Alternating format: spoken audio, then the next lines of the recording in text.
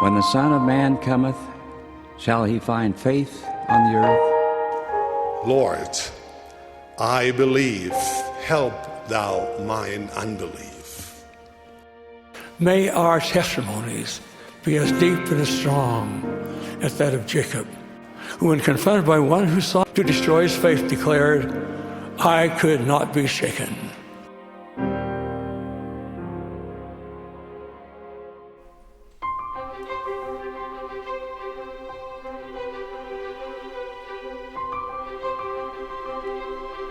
Matthew 17 is a masterpiece.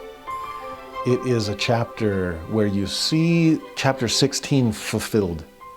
Don't read Matthew 16 without you're reading Matthew 17. And don't read 17 having forgotten the context of 16.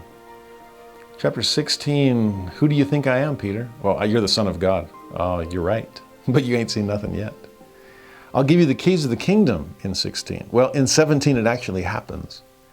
And so as we pivot to this last part, this last chapter in this week's lesson, pay attention to God keeping his word, because he sent his Son, the Word made flesh, to personify his promises.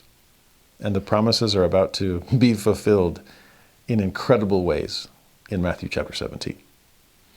In verse 1, after 6 days is when we see this story unfold. And if it's after 6 days, then this must be on the 7th. So do we get a hint at Sabbath here? Now, I'm not saying literally this happened on a Sabbath day, though it may have. It's just we don't know. But after 6 days does suggest a kind of Sabbath day setting. Remember, the Sabbath is a day of rest, but how does the Lord define his rest in Doctrine and Covenants 84? The fullness of my glory.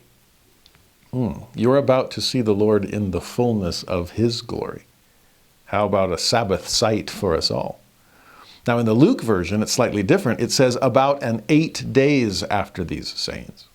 Now, so which is it? Matthew, is it 6 days later? Luke, is it 8 days later? Well, it depends. It could be either way, because if maybe Matthew wasn't counting the day, the first day or the last day when it happened. And so there were 6 days in between. And for Luke, if he includes the first and the last, then 8 days total. I'm fine either way.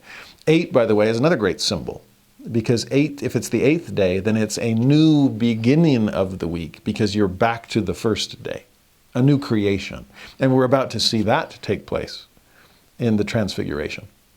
So 6 days preparing for Sabbath, 8 days, a new beginning. Either way, Jesus taketh, you guessed them, Peter, James, and John, his brother. So we're seeing this first presidency, if we want to call them that. There's the same 3 that will be closest to Jesus in Gethsemane. The same 3 he allowed into Jairus' home to participate in the raising of Jairus' daughter. These 3 are being singled out for consideration. And what are they supposed to consider here? Notice, he bringeth them up into an high mountain apart. So many of the details that we're getting here at the beginning are setting the stage. You have these 3 holy men together with holiness himself, Jesus. You see a day of fullness of glory, a new beginning. He's bringing them up to higher ground, a high mountain, mountain of the Lord, where heaven and earth meet. It's apart, so he's setting them apart. This will be a different disciple after this day is done. And Luke adds that they went there to pray. So everything that we're about to see is happening in the context of Jesus lifting his voice to heaven and connecting with his Father. And then one other detail by way of context. The JST of Mark chapter 9, verse 1 says that Peter, James, and John asked him many questions concerning his sayings, which I love, because too often in the past we've seen them shy away from asking questions because they don't want to admit their ignorance. Or at least not in front of anybody else. I mean, behind closed doors, maybe we'll ask Jesus, what was that parable all about? But we'll even see some examples today of their unwillingness to admit, I don't know what you meant by that. And they're afraid to ask him. Well, here, at the beginning of Matthew 17, they're not afraid to ask him. They want to keep talking about it. And so as they're walking up this mountain together, it would be a long hike, plenty of opportunity for them to ask for better explanations. I mean, we see a little bit But some of your parables, some of your doctrine still seems like men as trees walking. Will you bless us with further light and understanding? And certainly he will. I do love that once we show the Lord our desire to learn, he'll start leading us up the mountain as well. So an openness on their part. I want to climb the Sinai and see every burning bush that you're willing to show me. So ask your questions and prepare yourself for better understanding. Now, with all of that as background, verse 2, the story really begins. Jesus was transfigured before them. And if you look at the Greek word behind transfigured, listen to how it sounds. Metamorphothe. You hear that? Metamorphosis is how we would say it in English. What is this transfiguration? It is a total transformation. It is a metamorphosis before their eyes. The way Matthew describes it, Jesus' face did shine as the sun. His raiment was white as the light. In Luke's version, the fashion of his countenance was altered. His raiment was white and glistering. And the Greek of that word, glistering, means to flash forth like lightning. No wonder the sons of thunder needed to be there. This is Jesus gleaming radiantly, his face, his clothing. In the Mark version, his raiment became shining, exceeding white as snow, so as no fuller on earth can white them.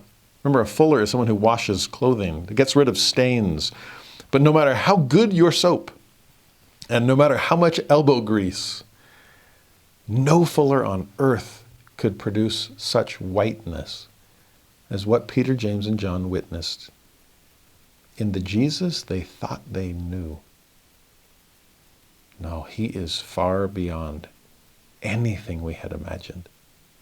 This is fuller's soap. This is white as snow. This is white as light. This is shining as the sun.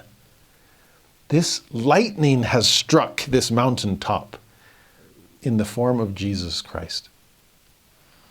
And they are having eyes to see. This is a glimpse of who Jesus really is. This is a peek through the veil to his celestial glory. He'd been hinting about that before. If you're not ashamed of me, you'll see me in my glory, the glory of the Father. You'll share in it. You'll come with me when I return. Well, these three chief apostles are with him here at the top of the Mount of Transfiguration. We don't know for sure which mount it is. Much of traditional Christianity has labeled Mount Tabor. There's actually a chapel at the top, the Church of the Transfiguration. Others have suggested, well, he was just in Caesarea Philippi. And an even higher mountain would have been Mount Hermon. Maybe he just left the rest at the base there in Caesarea Philippi and climbed Mount Hermon together. In some ways it doesn't matter. In some ways it's good that we don't know for sure, because any mountain of the Lord is a place of transfiguration. Anytime we are able to go to be with God in his house, to enter the house of the Lord ourselves, there's a place to see Jesus for who he really is, to recognize his glory, and to be overshadowed by it ourselves. Does the temple set us apart from the world? Is it a place of rest and of new beginnings? Is it a place where we can be purified and begin to see not only Christ, but hopefully ourselves more and more like the white snow? Is it a lightning strike? That's what we're looking for. In some ways, Jesus is confirming Peter's testimony from the previous chapter, but also blowing it away. Just, Peter, good, yes, you know. Flesh and blood hath not revealed it, but my Father which is in heaven. Well, he's about to confirm it to you all over again, to a degree that you have never imagined. As well as we know Christ now, with the Father's help, we can know him far more. Well, verse 3, behold, there appeared unto him Moses and Elias, talking with him. And in the JST of Mark 9, there's an additional figure, Elias and Moses, or in other words, John the Baptist and Moses. And that's a little confusing. We'll see why John factors in a moment as Jesus starts to explain some things. John is an Elias, a preparer of the way, but he wasn't the Elias, which is the Greek form of Elijah. So what we're seeing here is, yes, somehow John the Baptist factors in, hold on to that thought, but what Peter and John are really blown away by is there they see a transfigured Jesus. Jesus is now the Christ before their eyes, but also they see in vision Moses and Elijah. And why those two? Remember what I said before about that God is confirming Peter's testimony, but taking it up a notch, and way more than a notch? Whom do men say that I am? Well, some say you're Elias, right? Elijah 2.0. Well, no, he'll come with me to prove that I'm not him, to prove that I'm above him, that I'm no mere Elijah. John the Baptist, are you John 2.0? No, he can come too, so you can see differentiation, that I'm far beyond him. One of the prophets? No, we'll even let Moses come. And again, I'm above them all. Some have suggested with these two that if Moses is the personification of the law, and then Elijah is the personification of the prophets. And when we talk about the law and the prophets, well, Jesus is above them both. And so here on the Mount of Transfiguration, you see Christ in all his glory, which far surpasses, it eclipses the light of the law and the prophets, because Jesus is far above them. Is that making sense? Here's another one, another reason for these particular two, Moses and Elijah. Both of those were mountaintop prophets. Both of them climbed Sinai, the mountain of the Lord, and here Jesus has climbed his own version of it with Peter, James, and John. In fact, what else happened to them on those mountaintops? There was a period of fasting for them both there, and we'll see later today that Jesus was likely fasting on the Mount of Transfiguration too. It's a time of purity and purification because they're heading to the promised land. And Jesus is heading to the fulfillment of his promises as he goes on to Jerusalem to suffer and to die and to rise again. If you remember Moses coming down from Mount Sinai, remember he had to have a veil over his face so that to protect people from that godly glow, from that brilliant, transfigured shine. To think about behind the tent flaps of the tabernacle, there is the Shekinah, there is the presence of God, the pillar of fire, the cloud of smoke, this brilliant light. And so Moses coming down the mountain it was brilliant up there. It was more than my eyes could handle. Well, that's one more reason for him to be there. And meanwhile, what about Elijah on his mountaintop experience? When he was on Sinai, God is not in the earthquake, God is not in the fire, God is not in the wind, he's in the still small voice. So what still small voice are you willing to listen to, Peter, James, John, the rest of us? And that's not the only mountain Elijah climbed. He also climbed a mountain to go take on the priests of Baal. Remember at Mount Carmel? And what was he praying for? God to manifest himself through fire from heaven, through a lightning bolt to ignite the sacrifice and prove that the God of Israel far surpassed Baal. Now, who is Jesus on the Mount of Transfiguration? Far beyond the lawgiver, Moses, is the law of God personified, Jesus Christ. In fact, to you scribes and Pharisees, hypocrites, waiting for me down below, to accuse me of doing damage to the law of Moses? Oh no, Moses and I are pretty tight. We're hanging out here at the Transfiguration. And those of you that would accuse me of being a blasphemer, of claiming some kind of connection to God that I don't have, well, here's Elijah, who took down the real blasphemers. And he's totally fine with me up here. Again, it's really interesting to see what Moses and Elijah are meant to symbolize with Jesus being transfigured above and beyond them all. I hope that makes sense. The other thing to realize here too is, what else do Moses and Elijah have in common? They ended their ministries with unfinished business. And both were caught up to heaven without tasting of death. We saw that clearly with Elijah, when the chariots of fire come down on the other side of the Jordan River, and they catch him up to fire, and his mantle falls on Elisha. He still needs a body for something. And Moses, as Deuteronomy ends, same thing. Where his grave is, no man knows to this day. Well, because he didn't have one. By the way, I actually chuckle here because remember Moses was told you can't come to the promised land? Mount Nebo is as close as you'll get, and you'll see across the Jordan River Valley off to the promised land, but it's Joshua that's going to take the people there, not you. Well, he had to wait 1,000 years, give or take. But today, he's finally in the promised land. I love the thought of Moses descending there upon the Mount of Transfiguration. Like, nice. This is what the promised land looks like up close and personal. I finally made it. But why did they come? What was their unfinished business? Why did they need a body? Well, there were priesthood keys to convey. There were hands to lay upon heads. There was a sealing power that Jesus had just promised Peter one chapter before.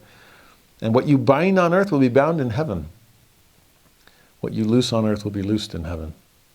Elijah himself had that power, and he will restore it. And for him to do that, for Peter, James, and John atop the Mount of Transfiguration, and for him to do that for Joseph Smith and Oliver Cowdery in the Kirtland Temple. I remember at times teaching people in the mission field about that restoration of priesthood keys. And in fact, all the restoration of priesthood keys. It's actually kind of wild when you realize everyone that participated at the top of the Mount of Transfiguration, you have Jesus there. In a moment, we'll hear the voice of the Father there. We see Moses and Elijah there. According to the JST, John the Baptist was there for some reason, and Peter, James, and John are all there. Now think about the restoration of priesthood in the restoration. And who participates? Actually, think about the restoration in general. And you have the Father and the Son appearing to Joseph Smith in the sacred grove. To restore the Aaronic priesthood, you have John the Baptist appearing to him. To restore the Melchizedek priesthood, you have Peter, James, and John appearing to him. In the Kirtland Temple, you have Moses coming to restore the keys of the gathering of Israel. You have Elijah coming to restore the sealing power so that earth-bound things can become heaven-bound things too. In some ways, Transfiguration was the preview of coming restorations. Dress rehearsal, everyone coming together. And when all is said and done, ready, break, we'll see you again in 1,800 years to do it all over again. It's fascinating. I met some skeptics in the mission field where I would teach them about the restoration of priesthood, and they're like, wait, what? Like heavenly beings appeared and gave priesthood authority? And I always smile and go, yeah, just like the Mount of Transfiguration. When Moses and Elijah appear to Peter, James, and John with work to do. And sometimes they go, wait, that happened? Yeah. Is that in the Bible? Yes, Matthew 17. Oh, I guess if it's in the Bible, it must be possible. I'm like, man, are you a skeptic or a believer? If you believe it, you didn't even know it happened in the Bible, for crying out loud. But if you believe it can happen in the Bible, then what would keep you from believing it can happen in the latter days if God is the same yesterday, today, and forever? There's something amazing happening here as these ancient worthies are passing the baton to people whose turn it is to run the leg of faith. There's one other detail here that only Luke provides that I think is fascinating. Is in Luke chapter 9, verse 31. We're still talking about Moses and Elias, / Elijah, who have come. But it says they appeared in glory and spake. So there's some teaching going on, not just the restoration of keys or the passing of keys to Peter, James, and John. But what would they speak of? This is fascinating. They spake of Jesus's, of his decease, which he should accomplish at Jerusalem. So in some ways, this is confirming for Jesus and for Peter, James, and John what Jesus had just clearly made known to them earlier. I'm going to Jerusalem. I will suffer. I will die. I will rise again. So here's the law and the prophets pointing to that. And here they are, visible, tangible, physical, bearing witness of that exact promise, testifying that Christ would perform all of that atoning work, speaking of his decease. But notice the verb that is used there in Luke 9:31. I love it. It's his decease which he should accomplish at Jerusalem. Death for us seems to be something that we suffer, something we succumb to, something that happens to us. Death is the actor and we're the acted upon, but not for Jesus. For Jesus, death was something he would accomplish. His death, his atonement, his death, his resurrection were the greatest accomplishments of his mortal mission. It didn't happen to him. He happened to them. He conquered death. He accomplished a glorious decease. It's amazing. Now, Luke also adds this detail. So chapter 9, verse 32, but Peter and they that were with him were heavy with sleep. And when they were awake, they saw his glory and the two men that stood with him. Oh, well, glad that you peeked an eye open at some point of this miraculous experience. Heavy with sleep? Man, these guys, I don't know if it's sleep apnea. I don't know what it is. They're the same three that will be sleeping through Gethsemane, and that Jesus will have to awaken several times to ask, why couldn't you really be here for me this hour and watch? We'll talk more about that when we get to Gethsemane, but it's interesting these same three are struggling with the same problem. But thank heaven they open their eyes at some point. Makes me wonder, what am I missing if I'm sleeping through the restoration, as Elder Uchtdorf described it? If I'm not fully spiritually awake, will I behold the Lord's glory in its fullness?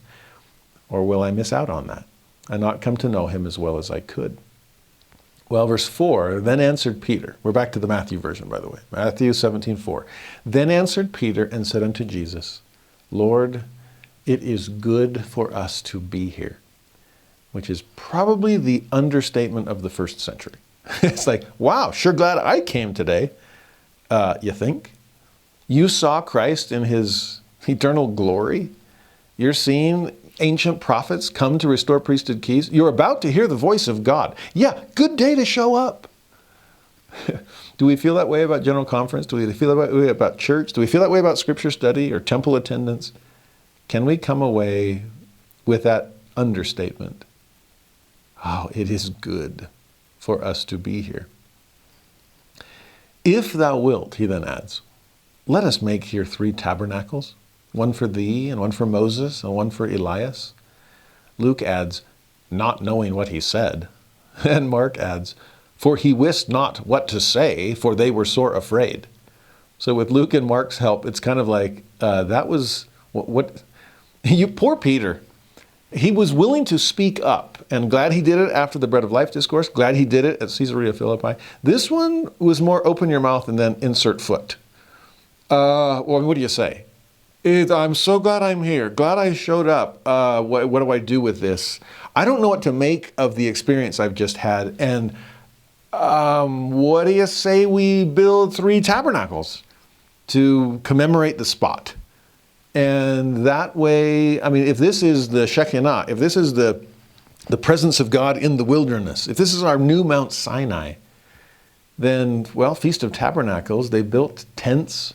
The tabernacle was the tent of the witness, and we're witnessing God's glory. We should probably, I don't know, bring you in out of the hot sun and into some shade? Poor Peter, overwhelmed, not knowing what to say. I've felt that before. Afraid of what's going on. This is so far beyond me. I can't put words to it. Well, he tried. And yet, verse 5 and 6, while he yet spake, behold, a bright cloud overshadowed him, and behold, a voice out of the cloud, which said, This is my beloved Son, in whom I am well pleased. Hear ye him. And when the disciples heard it, they fell on their face and were sore afraid. This is good fear. This is godly fear. This is reverence and awe in the presence of transcendence itself. The last time words like that were uttered, it was at the beginning of Christ's ministry, the baptism. Now we are entering the final months of Christ's ministry. We're getting close to the end. And once again, the Father confirms what he feels about his Son. It's in the cloud. I told you about a pillar of fire and a cloud of smoke. And here, Peter, James, and John, there's a tabernacle experience. It's all becoming so real to them. Luke actually adds this interesting detail in chapter 9, verse 34. While he, Peter, thus spake, there came a cloud and overshadowed them, and they feared as they entered into the cloud. So it's not just that the cloud came and enveloped them all. It descended and overshadowed. But then it's a matter of, do I go inside? Do I have the courage to come boldly to the throne of grace? Is this a day of atonement kind of moment where I'm allowed to enter the Holy of Holies and be there in the presence of God himself as the Ark of the Covenant is surrounded by the glory of God? That's transfiguration for you. And Peter, James, and John, rock and thunder, have the courage to enter despite their fear. Back to the Mark version, then look at chapter 9, verse 8. And suddenly when they had looked round about, they saw no man any more, save Jesus only with themselves. The vision has closed. It's over. In the Matthew version, chapter 17, verse 7 and 8, and Jesus came and touched them and said, arise and be not afraid. Maybe this is the moment that they woke up and saw some things and were blown away by them and they're fearing. Arise and be not afraid. And when they had lifted up their eyes, they saw no man save Jesus only. Now, interesting. In the Luke version, one more addition, when the voice was past, and that's the voice of God, Jesus was found alone. So all three accounts of this, Matthew, Mark, and Luke, all talk about the vision ending, and it's just Jesus. And Peter, James, and John seeing him, probably rubbing their eyes, and what did we just experience? But the fact the whole vision centers on the Savior, I think is important. That God was there, but to do what? To speak to them, bearing witness of his only begotten Son. Moses and Elijah were there, but why? To prove that they were being overshadowed by their superior, Jesus Christ. Peter, James, and John were there, but what do they see? When all is said and done, they only see Jesus. So from every direction, all the arrows are pointing to Christ. Do you know who he really is? Because times are about to get dicey. And persecution is about to become all the more intense. It will eventually end in his martyrdom, and it'll eventually end in yours too. Remember this moment. And they do. In fact, also in that verse in Luke 9, verse 36, powerful phrase, it says, and they kept it close and told no man in those days any of those things which they had seen. Remember that phrase. They kept it close. Do you recall what was said of Mary after the shepherds had left, telling stories about angels singing to them and great glad tidings of great joy to all people? And this is the Passover lamb, and we've come to identify him. And how mind-blowing that would be for Mary. What did she do back in Luke chapter 2? She kept all these things and pondered them in her heart. And what are Peter, James, and John doing? They are keeping all these things too. In fact, they're keeping it close. That's dusting off shelf number 1. To know that God will always be willing to occupy shelf 2 and promise to bring things down from shelf 3. Revelation past, revelation present, revelation future. They will hold on to their revelation past for the rest of their lives. We'll even see evidence of that in a moment. But before we leave the Transfiguration, Can we do a couple of quick field trips to other books of Scripture to see just how important this moment is? Here's a hint that we get from the Doctrine and Covenants. Section 63, verse 20 and 21. What else happened there? Well, listen to this. Nevertheless, he that endureth in faith and doeth my will, the same shall overcome, and shall receive an inheritance upon the earth, when the day of transfiguration shall come. Now, that's not the Lord's transfiguration. That already happened. It's the transfiguration of something else. Here's the next line. When the earth shall be transfigured, even according to the pattern which was shown unto mine apostles upon the mount, of which account the fullness ye have not yet received. So as we learned at the end of that verse, we don't know all that occurred on the Mount of Transfiguration. We get what Matthew gives us and what Mark gives us and what Luke gives us. Here we get a little addition from the Doctrine and Covenants that while they were up there, not only did they see the transfigured Christ, they saw the transfigured earth. So they saw Christ in his celestial glory, but they saw the earth as the celestial kingdom. That would be mind-blowing. And to see that's the inheritance, that is what the Lord is offering us if we will not be ashamed of him or his words. This is whetting my appetite. I want a fullness of this account, and we haven't yet received it. But I'm glad for that extra clue. Now, how about this extra clue? And it comes from Peter later in his life. This is 2 Peter chapter 1, verse 16 through 18. And Peter, a rock upon which the church is being built, bearing witness of Jesus Christ, as always, says this, "For we have not followed cunningly devised fables." In other words, this is not some story, it's some fairy tale that we're trying to spread. This is real. We're not preaching the gospel because we're trying to enrich ourselves or become famous. No, believe me, we are here to suffer. We're paying a price. I am taking up the cross daily and denying myself of all ungodliness. This is not some cunningly devised fable that we're making up stories about Jesus back from the dead just to try to keep his movement alive. No, he is alive. I know that. And then he says this, so these are not cunningly devised fables, when we made known unto you the power and coming of our Lord Jesus Christ. If anything, we undersold it. If anything, we underestimated who Jesus was. At least we certainly did until we saw him for who he was on the Mount Transfiguration. That's what he gets at next. We were eyewitnesses of his majesty. For we received from God the Father honor and glory, when there came such a voice to him from the excellent glory, "This is my beloved Son, in whom I am well pleased."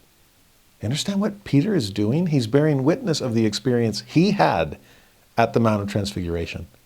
That's when he became an eyewitness of Christ's majesty, when he received from God the Father honor and glory, when he heard God's voice bearing witness of his beloved Son. As Peter says at the end of this passage, "This voice which came from heaven we heard when we were with him in the holy mount." This experience was something Peter kept close for the rest of his life. And then he adds one more detail in 2 Peter chapter 1, verse 19. "We have also a more sure word of prophecy, whereunto ye do well that ye take heed, as unto a light that shineth in a dark place until the day dawn, and the day star arise in your hearts." Someday it will. Someday the Lord will return with healing in his wings. Someday the day star will dawn, and you will know as clearly as I do. But I already know that clearly, is what Peter's saying. I have a more sure word of prophecy, which is language typically describing having one's calling and election made sure. The more sure word of prophecy. I can prophesy. I know I'll be saved because the Father has promised me that. So based on what Peter just said in 2 Peter, that's also something that happened at the Mount of Transfiguration. They saw the transfigured Christ. They saw the transfigured earth. They had their calling and election made sure. Peter, James, John, you're going to make it, come what may. Add to that the presence of Elijah and Moses, and they received priesthood keys. Joseph Smith clearly specified that. Just as he received priesthood keys from those ancients, so did Peter, James, and John. And if Joseph Smith clarifies that, Joseph Fielding Smith also clarifies that there on the Mount of Transfiguration, Peter, James, and John would have received their equivalent of the temple endowment. They would have been endowed with power from on high. And that was power they were going to need. This is a stunning moment. Hearing, overhearing, seeing, looking through bleary eyes, just what is happening? They're going to be different when they come down the mountain. They will know better than they've ever known before. And Jesus will make sure of that, because notice what he says next. Back in Matthew 17, verse 9 and 10, as they came down from the mountain, Jesus charged them, saying, "Tell the vision to no man, until the Son of Man be risen again from the dead." So again, I'm going to make my mission more and more obvious to you, but don't let everyone else know about it quite yet. To that, Mark adds, and they kept that saying with themselves, questioning one with another what the rising from the dead should mean. And that's sad. They're just, I don't know. He said something about rising from the dead. What does that mean? Is that literal? Is that figurative? I can never tell when he's telling us straight up or when he's telling us a parable. And so let's cut them some slack when we get to the resurrection and they're not quite understanding it yet. Okay, we start to see that here. They're questioning. What does that mean? Then back to the Matthew version. His disciples asked him, saying, well, why then say the scribes that Elias must first come? You see, those scribes would have known their scriptures, including the one at the end of Malachi, about the promised return of Elijah. So if Elijah is supposed to come first, before the great and dreadful day of the Lord, is it go time? Because Elijah just came. Is this, rising from the dead, is that your second coming? Or is there some other bigger, global second coming? They're confusing first coming and second coming and the coming of Elijah temporarily at the Transfiguration to the coming of Elijah for the restoration. Elias as a title is partly to prepare the way, but also partly to restore truth. So are we talking preparation or are we talking restoration? Are we talking resurrection or second coming? I'm confused, and I don't really know if I can ask. If we're a little confused too, maybe the Lord will cut us some slack as well. But notice what comes next then. Verse 11 through 13. Jesus answered and said unto them. So he's going to clarify a few things himself. Elias truly shall first come and restore all things. JST adds, as the prophets have written. So you should know, you should have seen this coming. Okay? No wonder the scribes were saying that Elias would return. Surely he will. Okay? But that's an Elias to restore. But I say unto you that Elias is come already. To which the JST adds, concerning whom it is written, behold, I will send my messenger, and he shall prepare the way before me. And those are words that we always attach to John the Baptist and his mission of preparation. An Elias of preparation and an Elias of restoration. We need to keep those separate. He goes on, and they knew him not, but have done unto him whatsoever they listed. Likewise shall also the Son of Man suffer of them. Now the JST adds to that, but I say unto you, who is Elias? Behold, this is Elias, whom I send to prepare the way before me. And then the disciples understood that he spake unto them of John the Baptist. Another JST, and also of another who should come and restore all things, as it is written by the prophets. Now I know this is a really confusing passage because there's so many different breaks in the story as the JST comes in. But the JST actually clarifies a lot. You can sense from the Matthew version alone that there's something about John the Baptist here. No wonder there was a mention of John the Baptist somehow being present there on the mount. Is he just watching, looking on? There's no physical body for him after all, since the resurrection has not yet occurred. But is there a spiritual vision? Is a spiritual presence seen? Elijah. I'm an Elias myself. just like you are. And the day will come where we'll both get to meet another Elias. Oh, as we prepare the way for Christ, as someone else comes to restore that way to Christ. To understand what Elias, as in John the Baptist, has done, he was rejected and he was killed. Just like Jesus will be rejected and killed. If you think about this coming Elias, this Elias who is there to restore all things, what's his future too? It's interesting that not only John the Baptist, not only Jesus, but also Joseph Smith would be rejected and be slain. Peter, James, and John, are you ready for whatever your mission call entails? There is work to be done. And Elias is all. We've got to help prepare and restore. That's part of what we're here for. That, in a way, is one of the things we ought to take from the Transfiguration. Because we're supposed to prepare the earth for its transfiguration.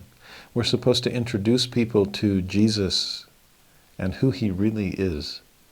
We're supposed to act on the keys of the gathering of Israel, both sides of the veil. And we're supposed to act on the keys of binding on earth and having it bound in heaven through ordinances that are performed, especially on mountains of the Lord. The Transfiguration is for all of us. Now, the story that follows in its immediate aftermath is for all of us too. And this is an interesting one. It's one of my favorites as one who studies faith crisis and tries to help people navigate those kinds of issues, because it's the story of a man who's in the middle of one himself. And don't lose sight of the fact it comes right after this Transfiguration experience. Now, Matthew, Mark, and Luke will all talk about this. It's worth bringing up for all of them. But Mark's account is my favorite because you see more of the conversation between Jesus and this man, and you get to see this man's heart more clearly in Mark. So let's go to Mark chapter 9, verse 14 through 16. And you'll probably recognize what story we're talking about. When he came to his disciples, so he's coming down the mountain with his 3, the other 9 are there below, and he sees them, but he also saw a great multitude about them, and the scribes questioning with them. They always seem to be nearby too, right? Whack-a-mole, popping up. And now they're asking them questions. Now straightway, all the people, when they beheld him, were greatly amazed. Again, is there still some godly glow? Did Jesus need to have a veil over his face like Moses did? Either way, they're amazed by him, and running to him, they saluted him. And he asked the scribes, "What question ye with them?" I love that Jesus does this, by the way. He come down, he sees his other 9 apostles, the 9 junior apostles, and they're getting kind of waylaid by these scribes that know the word so well, and they're asking them all these questions. It's hard sometimes to see somebody, Bible bashed when they may not know the word as well as somebody else. These scribes, that's where they think salvation comes from. So they know the word inside and out. They just don't really know how to interpret it well. But they're coming after these other apostles that were tax collectors and fishermen and whatever else they were doing. They might not know it quite as well, but they know the word made flesh. They know where real salvation comes from. And Jesus sees them and turns on the scribes and says, "What are you asking them? What are you questioning them about?" It feels to me like Jesus is coming to the rescue of these 9 apostles and kind of stepping in between them and their attackers. And like, what are you asking? He'll do the same thing, by the way, in Gethsemane when the army comes to take Jesus away. And he protects his people. A shepherd willing to sacrifice his life for the sheep. There are times I have felt this when I've done interfaith work. Sometimes, especially with evangelical groups that will come and visit, some of them are a little more, most of them are just incredibly kind-hearted souls that just want to understand where Latter-day Saints are coming from and compare notes. Some of them, though, come loaded for bear. I know what we're in for when I see them walk in with their own copy of the Triple Combination, or even worse, their own copy of the Journal of Discourses. And they're going to pull out some obscure quote that the Latter-day Saints that we don't even believe anymore. And it's like, Yeah, that was something Brigham Young said, but it wasn't confirmed as canon. So no, that's not our doctrine. But often they'll come with guns blazing and ready to Bible bash because scribal religions really, really know their word. They know their book. I usually try to stay out of those conversations because it's students and students. And I'll go talk to the pastors instead, and we have great conversations as well. But there have been times where I can hear or see or sense some poor young adult is getting bashed into some kind of scriptural submission by someone who claims to know every jot and tittle. And there are times where they'll even raise a hand like, Brother Halverson, please help. And I'll come over and as calmly and kindly as I can, just, oh, I see where you're coming from. We interpret that scripture differently, and here's this verse, and this might help. And again, I'm not trying to bash back. I don't believe in contention. But to try to rescue people that have their backs against the wall. I get a sense that Jesus is doing that for his disciples here. Now, keep going. Mark 9, verse 17. And one of the multitude, and Matthew says he came and knelt before Jesus. So here is an attitude of absolute humility and worship and probably desperation. But he comes and he answered and said to Jesus, Master, I have brought unto thee my son. Luke says it's his only son. So this is like Jairus and his daughter. This is a father and his son, his only son, which hath a dumb spirit.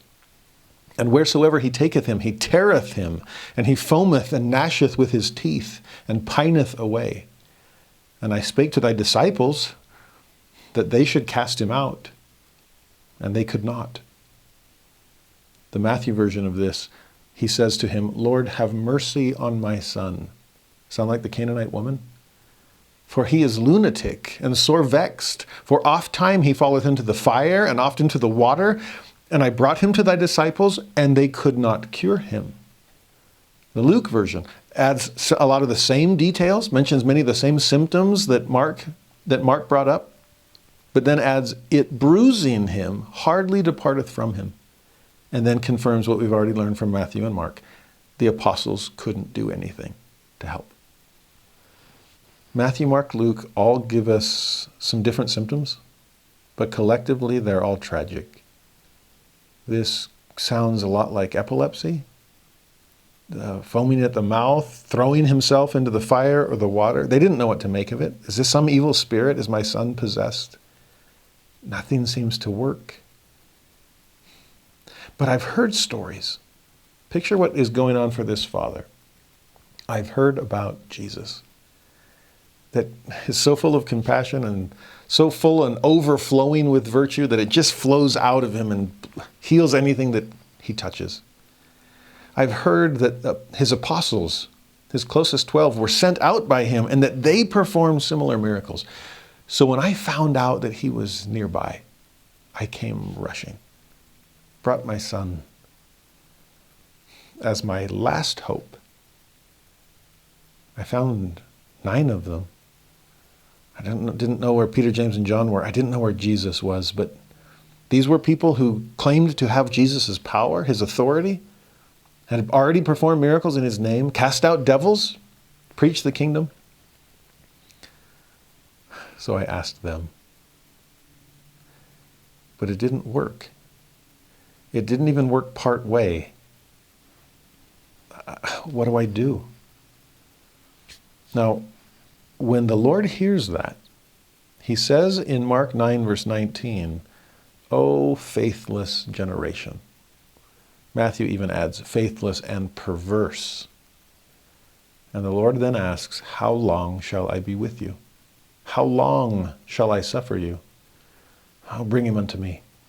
And they brought him unto him, and when he saw him, straightway the Spirit tare him, and he fell on the ground and wallowed, foaming. So it's happening as we speak, the midst of another attack. Now Jesus knows the time is ticking. And that's his concern. There's another time to sigh. This is another time for him to go, do you not yet understand? Or in this case, how long? I'm not going to be here forever. And yeah, I'm here now to pick up the pieces and do what you're unable to do. But what will you do when you're on your own? Will you be able to... I mean, this is like Joseph Smith at the end of his life, and knowing he's living on borrowed time and Carthage is looming in the distance. He is teaching the apostles. He is passing down priesthood keys upon the apostles. He wants to make sure they're up to speed, because I'm not here much longer. Jesus is doing the same thing here. You have to be able to do this. Bring him here. Let me take care of it myself. And again, another attack right in the midst of it all. Now, verse 21 of Mark 9, he asked the Father, how long is it ago since this came unto him? So he's asking his apostles, how long will I be with you? He's asking the Father, how long has this situation been with you? Which I love, because he's asking questions of someone who knows the situation best. He's not relying on his own omniscience. Dad, what's going on here? How long's it been this way? When I sit down with people in faith crisis, I don't jump to conclusions. Oh, well, this is what you need to know. I spend most of my time listening to understand, how long's it been this way? What did it used to be like? And what got you here? And how do you feel about it? And I realize that a good prescription requires a good diagnosis. And Jesus is a good physician here, a good doctor, not jumping to a conclusion, but wanting to understand the situation clearly. We can do a lot better job of that in hearing other people and helping ourselves understand, how long has it been this way? What's it like? How do you feel? The man responds, of a child. And oft times it hath cast him into the fire and into the waters to destroy him. So more of the symptoms there. And then this incredible phrase, but if thou canst do anything, have compassion on us and help us. Now the us in that phrase is beautiful, because it shows that this father and this son are in this thing together. This is like the Canaanite woman who's pleading for mercy for herself, even as she begs the Savior to heal her daughter. They were in that together. And that's the case with this father and son. And they're asking Jesus to be part of the us as well, because compassion is to suffer with. Can we make this a trio instead of a duo? And Jesus, will you come and feel this with us so you can have compassion on us? Caregivers need care too. And he's asking for it. But if the us is a beautiful word, there's another word in that phrase that's not so beautiful. And it's the one he starts with. It's the word if. If thou canst do anything, please do something. Now compare that if to the if of the leper we met a few weeks ago. Remember that one? When this leper comes to Jesus and says, if thou wilt, thou canst make me clean. I know you can, I just don't know if it's your will, and thy will be done. This father, it's reverse. It's not if thou wilt, thou canst. It's if thou canst, will you? I don't know. I don't know if you can. The leper, I don't know if you will. I don't know if it's right for me. If it's right for me to stay in this condition, I'll stay. Truth, Lord. If it's just a crumb for me, I'll take it. But for this father, at the end of his rope, in absolute desperation, there on his knees, I don't know if you can do anything. Now that's doubt. But think about it. Did his doubt have a leg to stand on? Did he have reason for doubt? Well, yes, because he'd had faith enough to go to the apostles. And nothing happened. His son wasn't healed. So, canst thou? Canst they? They couldn't. Your apostles could not heal. Maybe my son has a case so extreme that there is no solution. And your apostles couldn't do it, so I don't know if you can do it either. But if you can, please, please do. Now the interesting thing here, though, is Jesus takes his if and responds with an if of his own. Remember Jesus does that on occasion? As a 12-year-old, when Mary says, thy father, And I have sought thee sorrowing. He's like, sought? Why did you have to look? Why didn't you know I was in the temple? And my father? No, I've been at my father's house doing my father's business. Love you, Joseph, not my dad. So let me take your language and return it with a lesson attached. Let me do the same thing for this father. You ifed me. Well, let me if you. In response to your question, if thou canst do anything, wilt thou have mercy and compassion on me? The Lord responds, Mark chapter 9, verse 23, if thou canst believe, all things are possible to him that believeth. I love that. Don't you question my power. You question your own belief. Because that's the sticking point here. Do you have sufficient faith? Please trust my power. Please believe in that. Because if you do, all things are possible. I know I can. Can you? And then the man's incredible response. And this is one of the most famous things we see in the book of Mark. I absolutely love the phrase. The Father says, this is Mark chapter 9, verse 24, straightway, so immediately, his immediate response to the Lord questioning his faith, the father of the child cried out. And he's been crying out this whole time. He's been on his knees, begging, probably weeping. In fact, now surely weeping. It says he said with tears, streaming down his cheeks, what does he say when the Lord questioned his faith? He said, Lord, I believe. And then he added, help thou mine unbelief. Do you remember when we talked about Peter saying to Jesus, what's the point of fishing when I've labored all night and taken nothing? And then it says, nevertheless, at thy word I'll let down the nets. We joked that maybe he paused there as Jesus looked at him. And Peter's like, ooh, he's serious about this. Okay, fine, I'll try to fish again on the other side. I wonder if in this moment there was another pause. If the first half of what this man said was with conviction, tears stained still, but for him to say, Lord, I believe. Why do you think I came to your apostles? Why do you think I'm coming to you? Why do you think I'm kneeling at your feet, bathing them in my tears? Because I believe. And I wonder in that moment if Jesus just looked at him and through him and weighed that faith in the balance.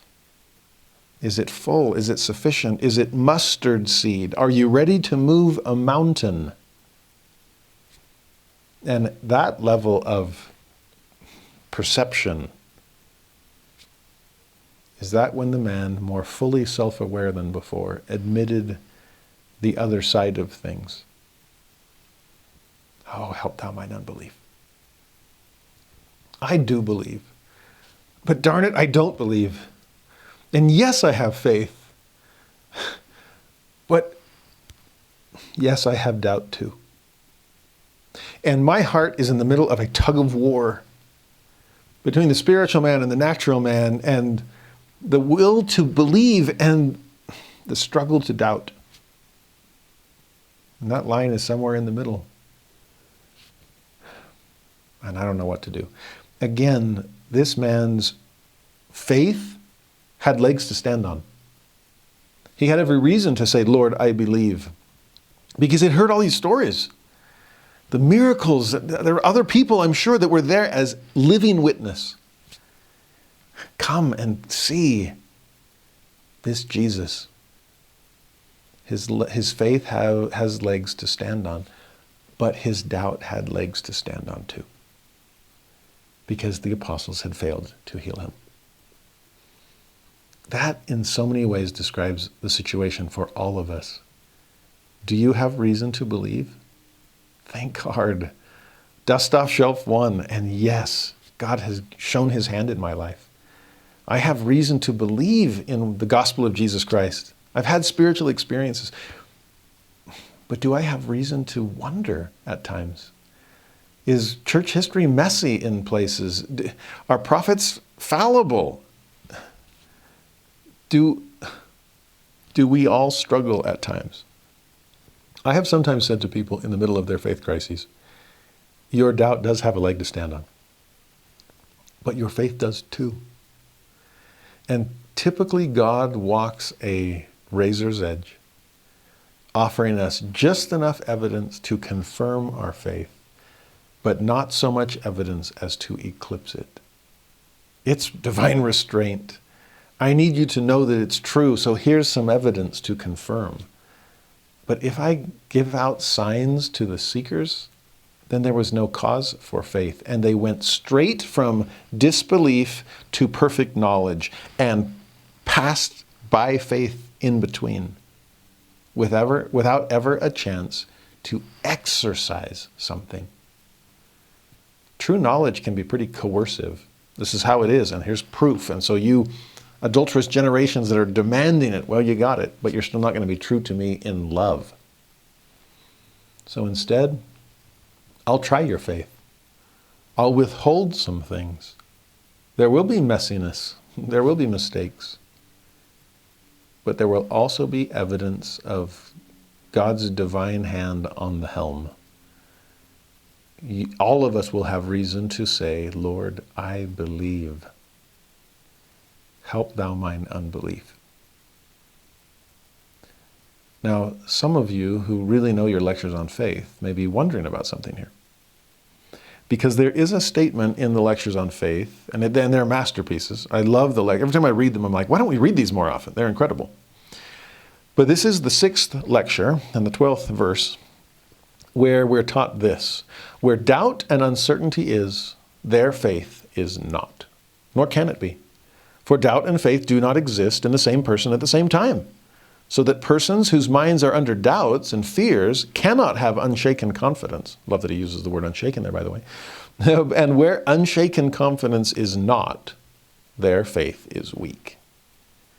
Now that is a passage worth wrestling with. Because it seems pretty clear there in the lectures that you either have faith or you have doubt, but you cannot have them both. Because if you got faith, it drives out the doubt. If you got doubt, it drove out the faith. Make up your mind. Well, yeah, that's the problem. That's what I'm trying to do. I'm trying to make up my mind. So on one hand, I take this phrase from the lectures on faith saying, nope, they are mutually exclusive. They can't be present in the same person at the same time. But then I read Mark chapter 9 and go, wait a minute. They were present in the same person at the same time for this Father. Lord, I believe. Help thou mine unbelief. Is only one of those true? No, and I think from personal experience, we'd side with this Father because we've struggled with this ourselves. Then where is this statement coming from in the lectures on faith? And the more that I've thought about it, the more I realize that when all is said and done, eventually, one side's going to win the tug-of-war. When faith and doubt are wrestling over our allegiance, we get to cast the deciding vote. We break the tie. We act instead of being acted upon, and we choose to side with faith, or we choose to side with doubt. At least we do in the moment of decision. And to me, that's when that quote from the Lectures on Faith fully kicks in. This man is in the middle of the tug-of-war. Lord, I believe, help thou mine unbelief. I have reason to believe. I've heard stories about what you can do. I have reason to doubt that your apostles couldn't do anything. And you picture Jesus just looking at him. So what are you saying right now? In this very moment, do you want me to try? Or have you given up? Are you ready to turn away based on your last experience, which wasn't what you hoped for, and turn away from it and leave it all in the past and go back with your suffering son and continue to suffer with him? Is that your final decision? Is that what you're sticking with? Or is it the first half of your phrase? Do you really believe? Do you want me to try? Will you hope against hope and decide to act in faith even in the presence of doubt? Because if you do, then you've decided. You've won the tug of war. And that line down the middle of the human heart, separating doubt from faith, has swung in the direction of faith because you are acting like someone who's faithful. Is that you, good brother? And you picture this incredible Father, through his tears, engaged in this internal wrestle and deciding to act, deciding to tip the balance and choose faith. Lord, I believe. And the Lord honored that belief. He honored that faith. Mark chapter 9, verse 25 to 27, when Jesus saw that the people came running together, he rebuked the foul spirit, saying unto him, Thou dumb and deaf spirit, I charge thee, come out of him. And not just some temporary reprieve. This is a permanent change.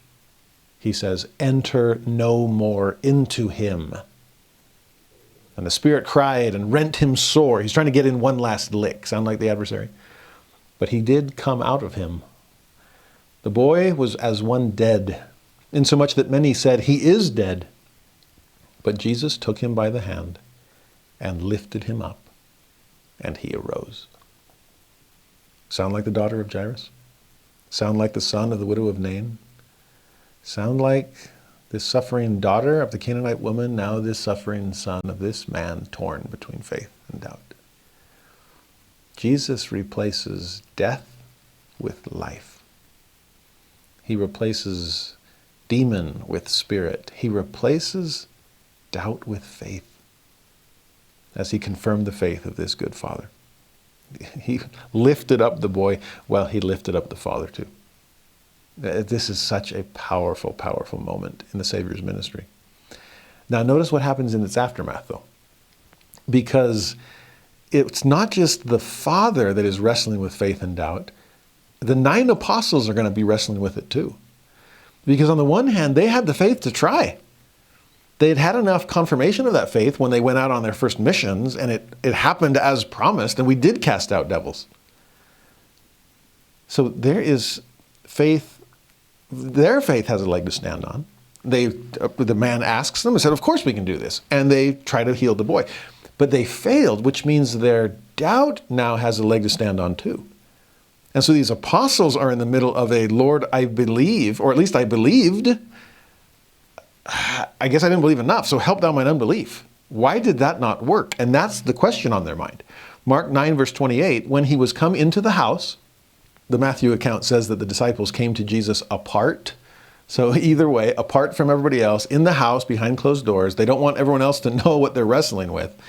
But his disciples asked him privately, why could not we cast him out? Can you hear their faith there? We believed we would be able to do it. We knew we could. Then why couldn't we? And Jesus said unto them, this kind can come forth by nothing but by prayer and fasting. The Matthew version adds one more detail. And Jesus said unto them, because of your unbelief. For verily I say unto you, if ye have faith as a grain of mustard seed, ye shall say unto this mountain, remove hence to yonder place, and it shall remove. And nothing shall be impossible unto you. And then he adds what we saw in the Mark account. Howbeit this kind goeth not out, but by prayer and fasting. So these are the 3 elements. Prayer, fasting, and an incredible amount of faith. I'm guessing that they had faith because they thought they could do it and they tried. I'm guessing they had prayer because how else do you heal the sick but speak a blessing upon them and pray for God's ministering help? The parts they were missing, though, would have been sufficient faith. It's like you had some, you didn't have enough. The line in your heart wasn't all the way to full. Okay, and I get that. I know what it's like to be human. So for us to increase our faith, and we'll see in a later story them pray for that exact blessing. Please increase our faith. We've got, what's smaller than a mustard seed? Is that a particle of faith, like Alma says? A desire to believe, but not yet full belief? It's a spectrum, and hopefully we're growing up in it. So they need more faith, enough to move a mountain. That's something they lacked. But also, most likely, they lacked the fasting element.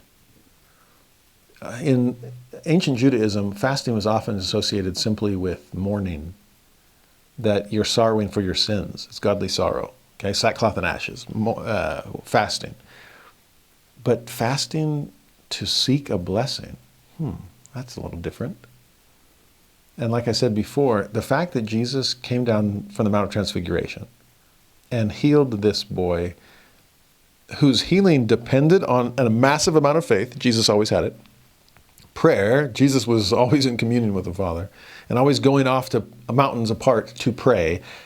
But this also only goes out by fasting. Then what must Jesus have been doing? Fasting. And if you think about where he just left, yeah, it makes sense if you're going to go be transfigured. That's probably a day worth fasting.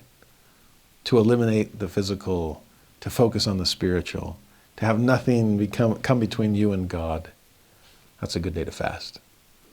I love the thought of Christ fasting in the Transfiguration and coming down and, glad I didn't break my fast yet. There's another opportunity to call down the powers of heaven. He's come down the mountain trailing glory. And this young man needed it. So did his father. I love these stories. This is just some of the most powerful parts of Scripture. And I really pray that they are blessing us in the way that they should.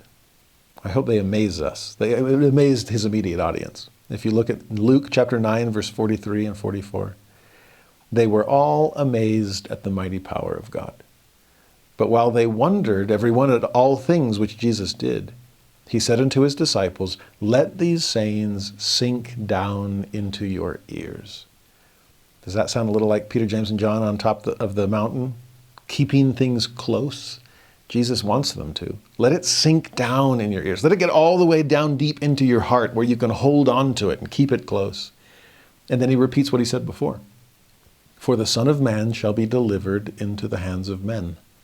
Matthew's word is even stronger, not just delivered. He will be betrayed into the hands of men. Do Judas's ears perk up with that? But then he adds, and this is in Matthew 17, verse 23, and they shall kill him, and the third day he shall be raised again. And they were exceeding sorry. That emotional reaction makes perfect sense. Jesus has been sighing. He's been wondering why they're not quite up to speed yet. He's said several times, how long will I be with you? Aren't you yet to the point of a mustard seed worth of faith? Again, he repeats, I'm not going to be here much longer. I'll be delivered. In fact, I'll be betrayed. I'll be killed. I will rise again. But then I'm leaving the kingdom in your hands. I pray they're capable. Will you be ready for this? I think it's interesting that he would say this again on the heels of healing this boy. I need you to know you can do this. As he confirms their faith and calls it to increase. Because I'm on my way to Jerusalem. One last detail in the Luke version, Luke chapter 9, verse 45. But they understood not this saying, and it was hid from them, that they perceived it not. And they feared to ask him of that saying. Mark includes the same detail. And both Luke and Mark make me wonder, what am I missing out on because I'm afraid to ask? Again, Jesus is trying to be clear. They're like, what, resurrection? What does he mean by that? That's never happened before. Yeah, Moses and Elijah can show up, but they were caught up to heaven, never tasting of death. Jesus says he's going to die. Is that literal? Figure? I don't know. And unlike Peter, James, and John at the beginning of the chapter, where they're asking him questions and further clarification the whole way up the mountainside, that's an eager student, wanting to learn, wanting to understand, not afraid to admit their ignorance. Well, at the tail end of this experience, they are afraid to admit it. They fear to ask him. No wonder we would need a James 1:5 to reassure us that you can ask and you won't be upbraided. If you lack wisdom, let him ask. God will be liberal. He will be generous with his insight. He was to Peter, James, and John. I wonder what they could have understood if they just had asked their question. Now, we could end here with this magnificent aftermath of the Transfiguration. But Matthew does give us one last story. In a way, it seems out of place, or at least unrelated. Just one more narrative from the Savior's life that we throw in, and might as well put it here if it happened then chronologically. It's where we'll end this week's lesson, but it is a beautiful little story summed up in 4 verses. It's one we typically skip over, though, because it's like, how do we make sense of this one? But I love this one. So, one last story for the week. Matthew 17, verse 24, it starts. When they were come to Capernaum, they that received tribute money came to Peter and said, Doth not your master pay tribute? He saith, Yes. Just one word answer. Oh, of course he does. Yes. And when he was come into the house, Peter that is, Jesus prevented him, or stopped him. Wait, Peter, before you go anywhere. Saying, What thinkest thou, Simon? Of whom do the kings of the earth take custom or tribute? Of their own children or of strangers? And Peter saith unto him, Of strangers. That was the right answer. And Jesus saith unto him, Then are the children free.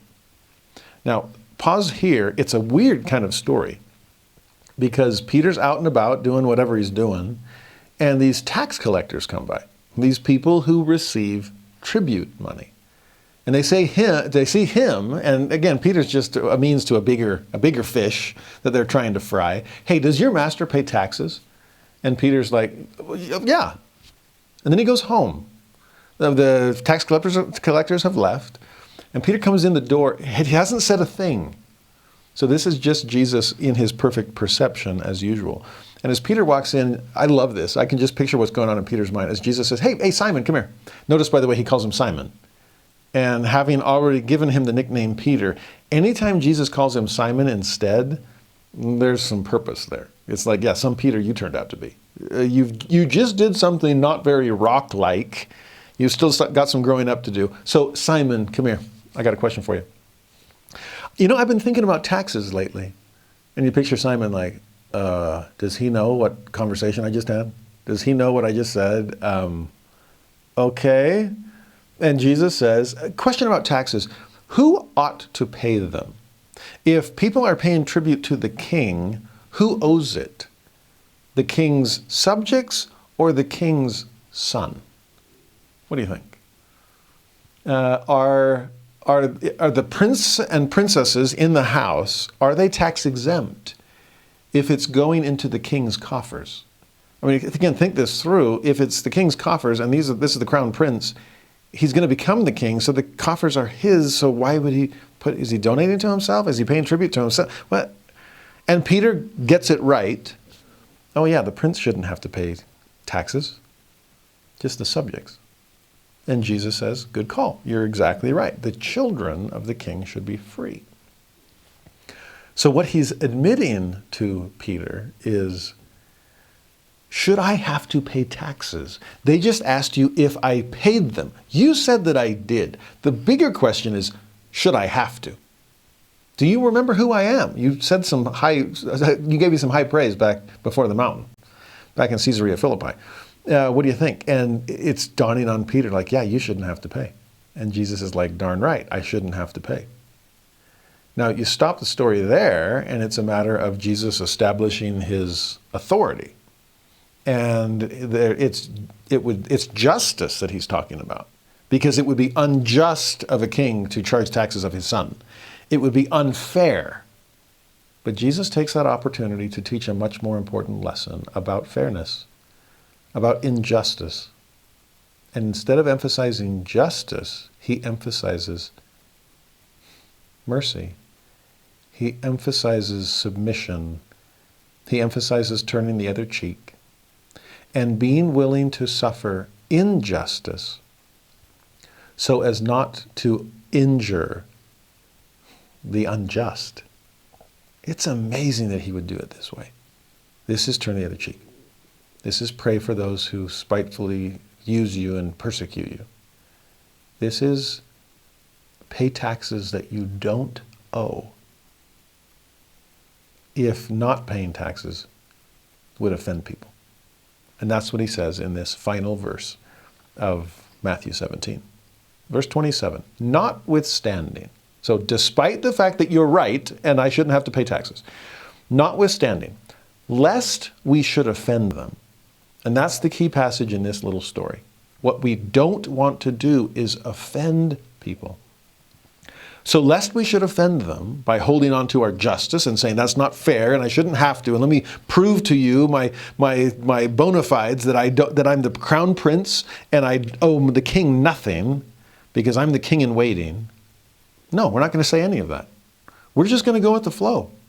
So lest we should offend them, go thou to the sea and cast and hook. I've heard you've been a pretty good fisherman in the past, though last time I saw you, you weren't catching much. But go to the sea, cast and hook, and take up the fish that first cometh up. You're not using your nets. I mean, I'm pretty sure that you just abandoned those a few years ago, right? But you could probably come up with a hook somewhere. Cast it in, first fish that comes up. When thou hast opened his mouth, thou shalt find a piece of money. That take and give unto them for me and thee. Since you haven't paid your taxes either, Peter. I always laugh when those last two words, where it's like, hey, does your master pay taxes? And you picture Peter going, I'm glad you're asking about Jesus. I'm glad you're not bringing me into this thing. And I'm sure Jesus does, because he's like obedient to everything. But then when he sits down with Christ, should I have to? Well, no. Well, should you have to, Peter? I'm not the crown prince, am I? I'm a subject. Yeah. Have you paid your taxes? I'll tell you what. Let's put them both together. And in fact, I'll do it in a miraculous way that won't cost either one of us anything. I keep wishing I could find a fish like this. Just draw the first one that comes up. And that's enough for us both. Because here's the important lesson, Peter. We have to learn not to be offensive. There will be people that will persecute you. Fine, you can't change that. But we don't have to give them justification for their persecution. Elder Hales once said that worse than people calling you non-Christian is to treat them in such a way that it proves them right. Like, yep, they fought back. That's definitely not Christian. What Jesus is asking is, let's maintain the higher moral ground. Let's give them no reason to be offended by us, even if it's unfair.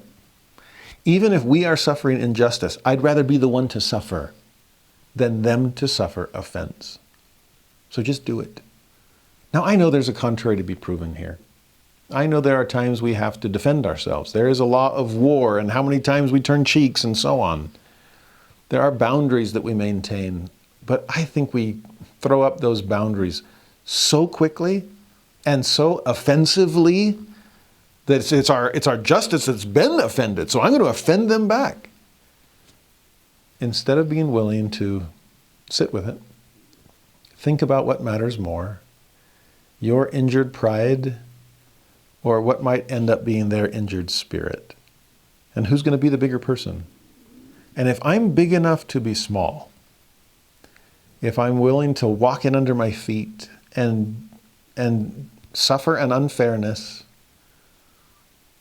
for their sake, then the worth of souls would tell me that it's worth it, that they're worth it. Let me share one last story to illustrate this, and then we'll end. And this one, I need you to listen to the end, because I don't want you to misjudge someone that I love. Because I didn't misjudge him, and it was only because of the help of God that I didn't. Okay? This is not a story to make a friend of mine look bad, nor is it a story to make me look good.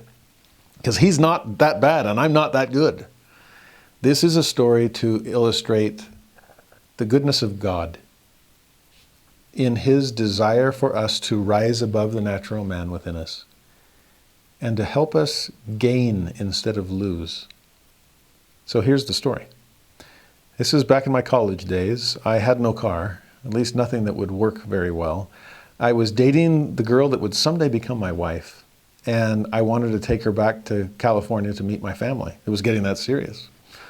I knew my car wouldn't make it, so I asked a roommate if I could borrow his. And I love my room. I've always had great roommates, and this was no different. And my roommate was like, sure, have it. Now, his car was kind of a clunker too, but better than mine. I knew he had bought it for $500, but when you're a starving college student, a $500 car seems like, wow, you got sweet wheels. And I remember he said, it's like, yeah, sure, go ahead. Here's the keys. There's, parked down below. And you break it, you buy it, And I'm like, $500, whatever. And I figured he was joking, and it's not going to break because, my car would break, but not yours.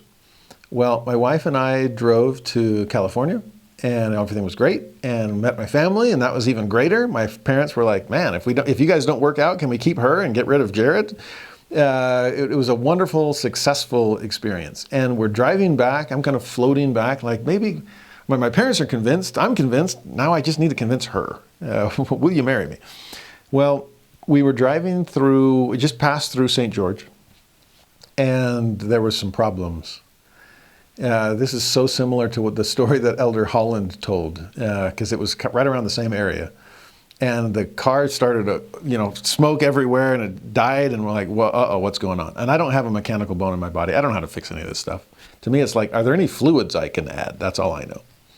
Well, we got it towed back to a mechanic shop in St. George. And I asked, okay, check it out, and what's the damage? Was I supposed to add oil here or fluid there? Probably a couple of bucks over at the auto store. And the mechanic came back and said, I got bad news for you. It's the transmission, and it's gone. I'm like, is that important? Does the car need a transmission? He's like, yeah. No, actually, I knew it. I knew it needed a transmission. But I said, how much is it going to cost to fix? And he just kind of shook his head and said, it's going to cost more than the car is worth. A new transmission for this car, a fixed transmission, would cost about $1,500. And I doubt the car is worth it. I'm like, oh, I know the car isn't worth it. It only cost $500. So this would be a tripling. So yeah, that's not going to do it. So I said, this is my last hope. Did I do anything wrong while I was driving it? Did I break the transmission? Because I've got some explaining to do to my poor roommate. And the mechanic said, oh, no, this is not human error. This is, in fact, this car at this age, we see that the transmissions drop on this make and mileage all the time. So no, it couldn't have been avoided. So I'm like, so if I wasn't the one driving it and someone else was, I'm thinking my roommate, it would have happened to them? It's like, yeah, it was only a matter of time. It just happened on your time. I'm like, right, that's unfortunate. But mustering my courage, I called my roommate. I'm like, I got good news and bad news. Good news is my family likes Emily, and I think Emily likes my family. I hope she likes me. He's like, great, that's awesome. What's the bad news? I'm like, your car. The bad news is your car is dead, and it was a transmission issue, and to fix it is going to cost $1,500. I talked to the mechanic. I feel so bad this happened because I just put 1,000 miles on your car. But I asked him, and within that 1,000 miles, whoever was driving it was going to happen to him. So if I hadn't borrowed your car and you would have been driving, it would have happened to you too. I'm not blaming you, obviously. I was the one driving. But I'm not really to blame either. It's just that it just happened. And I feel really bad. I was thinking maybe we would split it 50-50, and if I paid $250 and you were out $250, and I don't know, what do you think? And I thought that was just. I thought it was fair. And I didn't have $250. The money I did have, I was trying to save up for a ring. But I thought, well, is this fair at least? And it was really interesting. I expected my roommate, who was an awesome guy, a good friend, just a fair person too, to go, dang, that did happen. Okay, it wasn't happening to me. It wasn't your, well, okay, I guess 50-50 sounds about right. Thanks for being willing. But he said, I don't know. Let me think about it. I'm like, oh, okay. So I'm waiting, and the mechanic's waiting, like, what do you want to do? I mean, maybe you can get some money from the junkyard when we donate it. And I got a call back from my roommate who said, you know, the car was worth $500. So I think you owe me $500. I did say, you break it, you buy it. And I'm like, but I didn't break it. It was going to break on its own. I'm like, yeah, but you were the one behind the wheel. And so I need that $500 back. And here's where it gets really weird. Because I ask my kids, I'm kind of a cheapskate. I'm a tightwad. And I have a really strong justice bone in my body. I've got a little too much Javert in me to be good. And at the time, you could almost sense the spirit, the natural man welling up, like, it wasn't my... But then again, I guess there is some justice to that side. I don't know. This whole thing's a mess. At least I really love this girl and my family liked it. And I don't know if I was just riding on cloud 9 because of her, but I heard myself say to my friend, okay, I don't know where it'll come from. You might have to wait a little while, or maybe I'll get a loan from somebody, but I'll give you the $500 once I get back to Provo. I've just got to find a way to get there, bus or something. And he was like, okay, thanks, man. And it was fine. And I felt totally fine with it. It was honestly, the Spirit was smoothing everything out, and my heart wasn't troubled at all by it. And maybe you're thinking, well, it shouldn't have been. It was on you. Okay, maybe you got that justice bone too. Well, after a time, I got another call from my roommate. And he said, you know, I've been thinking about it more, and I had a car before you took it and left, and I have no car now, and I don't have to go through the hassle of finding a whole nother car. So I want you to fix it. I need you to fix the car. The car was running when I left. I want it running when you get back. And I was like, now I was starting to get alarmed, like, because I knew what it was going to cost to fix it. I'm like, whoa. It was running when I left. Well, yeah, but it was running with like 1,000 miles left on this transmission. You want me to fix it? It's going to be a $1,500 fix, and you're going to end up with a new transmission. I'm going to put 3 times as much money in the car than you did. And he said, it was running when you left. I want it running when you get back. I just want it like it never happened. And I'm like, that's impossible, because it was, but it was the weirdest thing. The Spirit just, it's okay. It's all right. Fix the transmission. And I'm thinking, I don't have $1,500. That's okay. Fix the transmission. It's not fair. It's okay. Lest we should offend, just fix it. That's what he wants. Do it. And it was the weirdest thing, because I wasn't like trying to muscle into some spiritual vein and like, I'm supposed to be good here. No, it was just almost like the Spirit totally took control. It's like when Mormon in Moroni 7 says that if you are found possessed of charity at the last day, it will be well with you. I love that. Possessed of charity. It's not that you possessed charity. It's that charity possessed you. Well, that day, charity, I was possessed of charity, because it wasn't me. And I just heard myself say to my friend, okay, sounds good. I'm so sorry that this is causing a delay. I'll get the transmission fixed, and I'll get it back to you as quickly as it's done. And he's all, thanks, man. I'm like, you betcha. Thanks for letting me borrow it. It was a great trip. And I hung up. And I went to the mechanic and said, yeah, we want to fix the transmission. And he's like, you're insane. I'm like, no, I'm not. I'm possessed of charity. And I don't know why, but it's going to be fine. So he's like, that's $1,500. I'm like, I know. Do you take credit card? Because I don't have that. I don't have that money. And I guess I'll pay it off in installments. And he shrugged his shoulders and said, well, no skin off my teeth. Okay. And they put in the new transmission. And I swiped my card and now had $1,500 debt that I was hoping for ring money. And then we drove the fixed car back, and I parked it back underneath our apartment, and gave the keys to my roommate and said, I'm so sorry for the mess, man. Again, thanks for letting me borrow it. And we just went on like nothing had happened. And again, please do not think of my roommate as doing anything wrong, and don't think of me as doing anything right. The plot thickens. My parents found out what had happened, as I was scrambling, my grandma found out.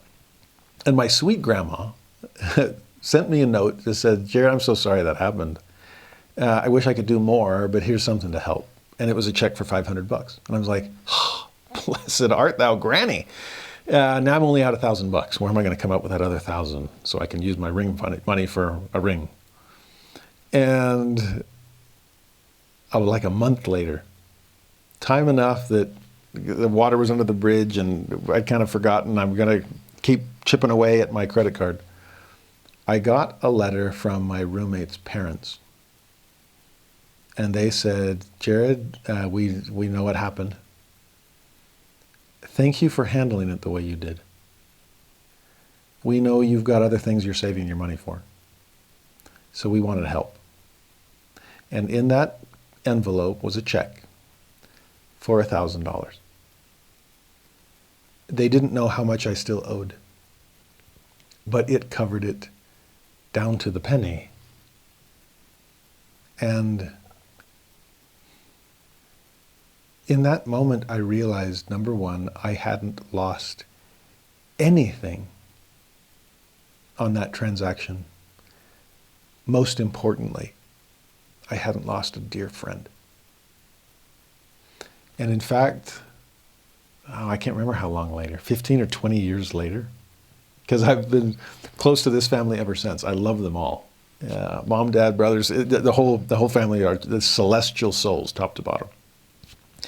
And I was talking to the mother, whom I love, and she reminded me of that story. I'm like, oh yeah, that was wild, wasn't it? Thanks for bailing me out. And she said, no, you don't understand. When you called our son and explained what happened, he ended up calling us and like, what do I do? I just feel so bad for Jared, but I don't have a car. And he said, you know what I'm going to do? He said he'd offered like $250 and we'd split it. I'm going to buy a motorcycle. I've always wanted one, and they're cheaper than cars anyway, and I don't need an extra seat for somebody else. And so, yeah, this will be perfect. And that was so alarming to his mother. Like, at your age, and you're kind of a daredevil and an adventurer, he's an awesome guy. I'm really worried about you having a motorcycle. But I can't just put my foot down on an adult child and say, absolutely no motorcycles for you. She was desperate and was like, no, tell him he's got to get the car back. And he's like, are you crazy? It's like, he's going to have to spend more on it than I did. And it was so amazing. Again, 20 years after the fact, however long it was, for her to just say, he wanted to be merciful, just like you did. I was the one that was demanding that he be just because I was trying to be merciful with my son's life. I didn't want to do something crazy on a motorcycle. And she said, it's just amazing how God works everything out. And the way you felt about my son and the way my son felt about you and the way... Can you see why we wanted to contribute? I guess we could have just paid it straight to our son and fixed the car ourselves, but we just felt like this is the way it needed to be, and thank you. And I was like, no, thank you for the sequel to the story. Again, there were never any hard feelings, and that's the miracle of it all. But the fact that you were my fish, and you were the first one, I guess the second one, Granny was the first one, but these two fish that I just pulled out of the lake, and one had $500 in his mouth, and the other had $1,000 in their mouth, and I didn't lose a penny. And far more importantly, I didn't lose a friend. He was not trying to offend me. I was not trying to offend him. And I'm still close with the whole family, whom I love. I hope you take that story in the spirit that I'm sharing it. I hope you see in it the goodness of God in trying to help smooth ruffled feathers and trying to make sure that we don't lose things that are worth holding on to. And people are worth holding on to. Even if it's some tax collector. Don't offend them, Peter. Rise above and be Christ-like.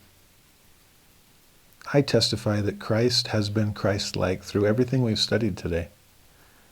Even the times where he gives some hard sayings. I'm so grateful for him. I'm grateful for the power to point out fish with money in the mouth.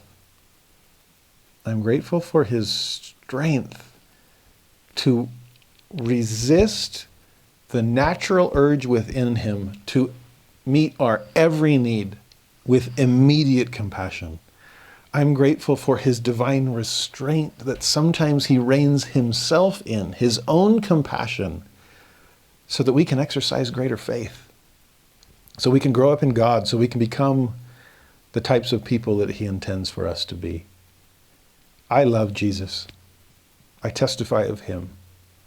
I testify that hard sayings, well, it may come from him, but it's never because of a hard heart. May we be soft enough to accept whatever he gives us. And may we see him for who he truly is. May we bear a testimony born to us by our Father in heaven through his Holy Spirit. May we come to know for ourselves, independent of flesh and blood, that Jesus is the Christ. And with that testimony burning within us, may we climb whatever mountain lies ahead in order to see him transfigured in all his glory.